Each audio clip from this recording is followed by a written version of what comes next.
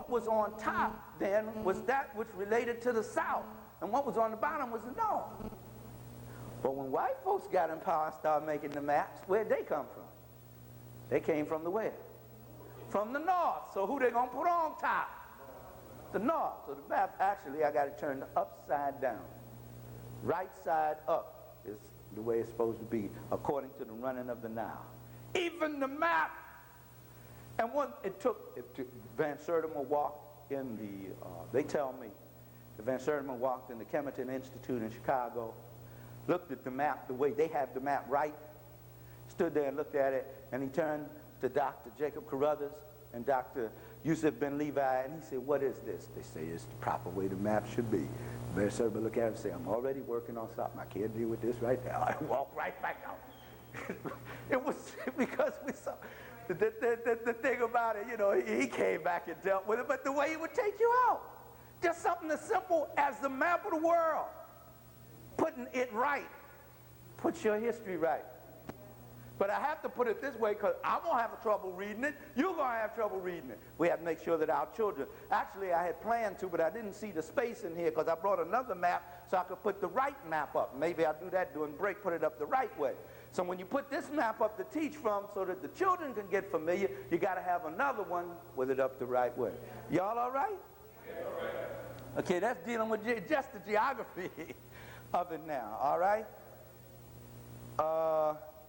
He says here that and we'll be dealing with that a little later on, that all of the Psalms were written from the sayings, teachings, the Psalms, all of the stuff you find in Genesis and Exodus, all of that. He said it came from Africans, and they were born in Kemet, in Africa. That's where they all came from. Now, he says the Christian Old Testament. We'll deal with the word Torah later on. There's several terminologies. I never like to raise a terminology without dealing with it. And there's several terminologies I want to deal with here. One is the word testament. Now that word testament, as we see it, and we start hearing angels sing, and they be fighting over, they can't even get right. This is supposed to be the unadulterated word of God with no mistakes in it, and the most holiest of all things ever written. And if you follow this, you can answer all your problems, yet they be fighting over which is the best in there, the Old or New Testament. Do they or do they not? Okay. If it is a unified body of belief, why do you have 580-something different Christian denominations alone? Alone. Again, I got to say that. Each one of them saying they got the only truth. So now Africans cannot go that route. I don't care what you believe. I'm not attacking your belief system. Believe what you want to, but you cannot be arrogant in your belief, and you cannot impose your belief on other people. If you have to impose it on somebody else and make them accept it, then it's not what it's made out to be. If it's all that good, what happens? When something's good, what? You can't keep people away from it. If it's gold, you can't keep people away from trying to get something. But if you got to force it on them, then you have to rethink it. You have to rethink it. You can't think anything like that. Comes from the Greek word diatheke. Hope you can get my writing isn't the best. The Greek word diatheke, testament. This is where that word comes from. And what does it mean? It means a covenant, contract, or agreement. The Old Testament was supposed to be the old agreement between God and the chosen people, quote, unquote. And you're arrogant to say that you're one little, I mean, they were so insignificant. This little insignificant nation sitting down in the bottom part of Palestine going to be the chosen of God. But then everybody said that about themselves. But see, we have accepted them selling us that idea. Even when they were Africans, they were arrogant to say that, but then it was common for all people. Anywhere you went in the world, then each nation you went to would have said God came here first. It was just natural for human beings because it demonstrated their personal what? Relationship with God or the Creator that they felt. So that there wasn't no big thing. We're the ones that make it into a very serious thing now. They're the chosen people of God. So now the white ones who have taken power from the black ones, no matter what they do, it's all right. They can kill up a whole bunch of babies, anything there in Palestine, and mistreat the Palestinians, but the chosen people of God. So they can do everything. They've been persecuted, so they can persecute from now on. That's something else. But it means contract or agreement of the Old Testament, and the New Testament is supposed to be a new contract or new agreement brought in by Jesus, which is another story. Now, these words were first used in connection with what came to be known as the Bible, and we're going to find out what the Bible really is as we go on in these studies.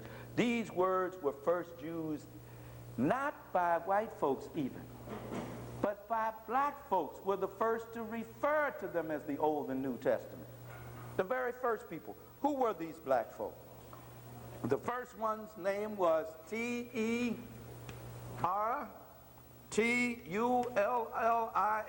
We're going to take a break in a little bit. Y'all all right? Yeah. But no, I get to teaching. I'm like the rabbit in the briar patch now. We with you. You know, when you can't hang, let me know. Tertullian, both of Cartatus, which once again, not being able to pronounce our language, they called it Cartatus, the new city, the new founding in northern Alkebu land. They called it Carthage, because they couldn't say Cartatus. So you have to realize the Greeks could not speak well. They could not speak. I'm going to quote a white man for you after a while to really validate it. Now, I know y'all don't need that, but some people might need that validation, see, who says they couldn't speak. Cartatus. Tertullian, let me give you the date for him, 155 to 230 of the Common Era, because we don't say AD, we say Common Era, because not everybody's a Christian, not everybody predicates the date off of the birth of Jesus, which is off by 4 to 10 years anyway, but that's another story. 185 to 254 CE. These were both Common Era. Oh, O-R-I-G-E-N. Okay. Origin. These were both bishops in the church, the first church, ecclesia, place of meeting. The first church was a African church. Wasn't the Roman, wasn't Greek, or the Church of England, or anything. It was African. Christianity was spread in Africa first. It was only natural. It was a place in Jerusalem where the followers of Jesus started. Was there in Africa. So it went to Africa. When they were persecuted, they went into Africa. They couldn't get to nowhere else. They couldn't get to Rome any place. They went into Africa. That was the first Christian church, and it was a different type of Christianity than we know about today, but then that's another subject. It was these men, it was Tertullian and Origen, who first began to use the word Testament, diatheke, from the Greek. And they used the Latin term because they were the ones who made Latin the language of the early Christian church. When the Europeans took it over and it became the Roman church, when the Romans took it by force of arms, how did I say? By force of arms, by force of military power. When they took it by force of military power, the Latin language had been established as the language of the church at that time, and therefore in Europe, which had no scholarship prior to that, it became the language of scholars. Latin. What was the Latin language? The Latin language was a derivative from the Punic language. What was the Punic language? The Punic language was the language of Cartatus. It was the language used by Hannibal and the Africans from Cartatus. It was therefore an African language. So Latin came out of an African language, the Punic language. And I talk about that in my book, Holidays, African People in European Holidays, and Genocide, book 2. So even the language that Christianity and the first Bibles were translated in other than Greek. Greek was first and then they went to Latin. The language was developed by Africans and instituted by an African bishop, Tertullian. And the idea of it being broken down into an Old and New Testament was developed by 2 African bishops. You can't get around it. No matter where you go, you're going to run into the African. African was in everything, everywhere. We didn't need anybody to come teach us about God. We didn't need anybody to come teach us about Jesus. We didn't need anybody to come teach us about anything. We already knew everything. Now, I know that sounds arrogant, but I have to say it that way because the rest of the world said they had to come teach us unlettered, unlearned savages. And that in order, and to pay for this education, we had to serve them. Slavery.